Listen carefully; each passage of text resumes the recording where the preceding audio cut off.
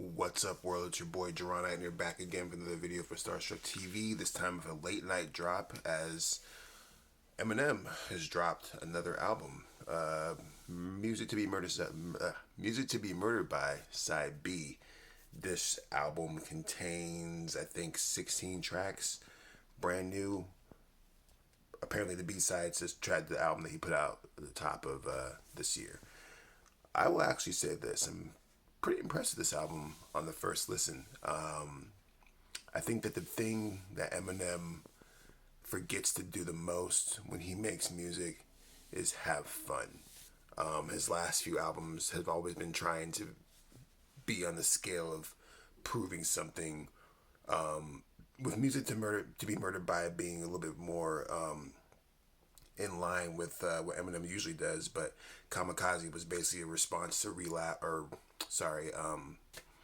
the album he put out before that one.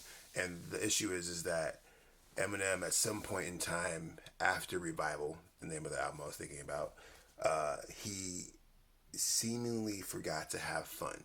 And Music to be Murdered by, the first one, seemed to be a glimpse of him returning back to the true Slim Shady form that we've all been wanting him to do. And this album actually kind of further pushes him in that direction. Now, is he completely there? No, not quite. But I will say, on first listen, first opinion, this is probably the best Eminem album that I've heard since the Eminem Show. And the reason is because of the diversity. He knows that he doesn't need to be going too hard in any particular direction because he is capable of going in so many different directions. And this album kind of is really starting to dial into what a almost 50-year-old Eminem should be rapping about, in terms of, he has the love songs, he has the crap talking songs, he has the storytelling, he has the Dre collab, which is pretty huge, and I have a theory on that in a minute. He has basically everything that we've ever wanted from Eminem all condensed into this particular album. And this is probably why he did call this album a side B to the previous album, because it seems like as though it's like a potpourri of different Eminem types and not nearly as focused as his previous projects were, that seem to be more thematic. Even this B-side doesn't really necessarily fit into the theme as strong as his last album did. But the hints are still there. The biggest tell would be the sample of the Alfred Hitchcock Presents song, which honestly is probably one of my favorite tracks from Eminem in a minute, mostly because it's a prime example of when Eminem gets weird and has fun, you get interesting music. And that's what this song is. It's a very interesting song. The beat is cool. The sample's a really cool flip. It's something that I'll probably be going back to. It gets a little stale when he does go back to the trap beats, but he does have some interesting attempts. The song Nat is really focused around the whole coronavirus and all that, and he really dials in on that. I'm not really a big fan of the video as much. I actually think it might be one of Cole Bennett's lesser videos that he's done over his career. But I'm not mad at that song in general. There seems to be a lot of Dr. Dre on this album. That has me a little bit excited for a variety of reasons. I do think that eventually we are going to get, next year, this is just my big theory, is that we will get Chronic 2021. That's my big theory. And I think that this album is starting to set up a run from Aftermath Records, even if it's just Dre and Eminem. That's kind of all you really need for Interscope to make their money back. The track with Dre is dope. He talks about his struggles, as he usually does on most of his raps, and he sounds in true to form. What's interesting about some of the Dr. Dre produced tracks on there is the feeling that the songs really give me, in the sense that I really kind of flash back to the Eminem Show on some of these beats, and it made me realize that Eminem and Dr. Dre really haven't done enough together over recent years. And Eminem actually holds down most of the production on this album, and the beats that he does on here are not bad. Compared to what Eminem has done in the past, he is getting better and better at his production, which is cool. Domain is on there as well. I think he has three beats on there, and then Dr. Dre has a couple beats on there. and then he has the usual suspects from the Louis Restos and et cetera, so forth.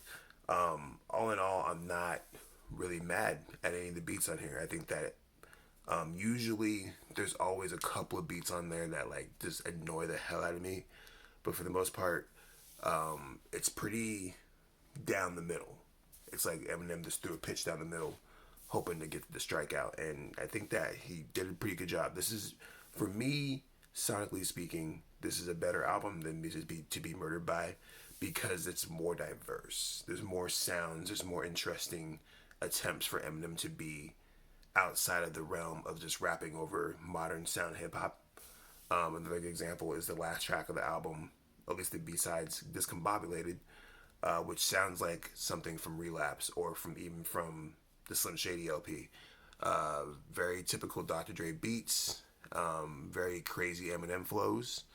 Something that I really just kind of miss, honestly, and I'm very glad that he threw that track on there, because in the grand scheme of aesthetics, it doesn't quite fit, but I still think that if this album was supposed to be presented as like a potpourri with the B sides, etc. so forth, then it does fit. So awesome on that track. Couple shots fired, less shots than usual on a typical Eminem album, but pretty big shots.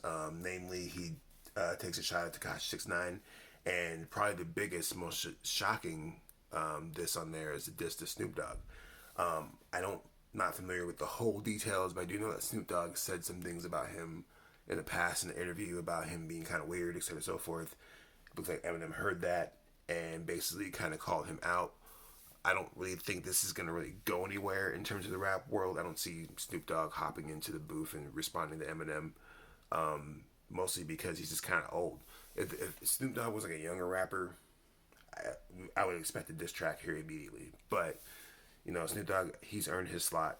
So the fact that Eminem is even taking shots at this point, it feels a little pandery. But Eminem also isn't the type to really back down from most of his challengers. There are a few out there that he hasn't ever addressed, but I'll save that for a different video. With that said, very kind of taken aback by the diss track a little. The little diss, it's not a full track, but just the little stanza aimed at Snoop Dogg, because of the fact that, you know, Snoop Dogg is probably one of Eminem's key mentors, and in the grand scheme of things, it's one of those things where, you know, over time, most relationships deteriorate, especially if it's over, you know, jealousy or money or any of the sorts. I don't think that's necessarily the case with Eminem. I do think that with Snoop Dogg, I don't know. I might have to say that for another video and really deep dive into what all that's about. But that's probably the most interesting thing that I've gotten from this album. You know, he has the Skylar Grey song on there. He has the track with DJ Premier, which is actually really, really cool. Very cool track on there. I think one of the most interesting things about this project is the production and how Eminem tried new things on this album, but still kept it within the realm of Slim Shady. Also, with that in mind too, he slowed down his flow a lot. Now, that's not the case on every single song, but one thing that I really admire from Eminem, at least back in the day, was that there's a particular point in time, I would say between the Eminem Show all the way through 8 Mile, where Eminem's flow was absolutely perfect. He wasn't rapping too fast, he wasn't rapping too slow, he wasn't trying to go blah blah blah blah blah on everybody, but also he wasn't like really dumb on it. And he really taps into this flow a couple times on this album. I'm like, oh yes, that's the Eminem I love. His ability to tell stories is top notch. He's still one of the best storytellers in hip hop history, and his rhyming ability is still one of the best in hip hop history. And once again, he proves that with this album. The grand scheme of things is, like I said, I think that this might be his best album since the Eminem Show,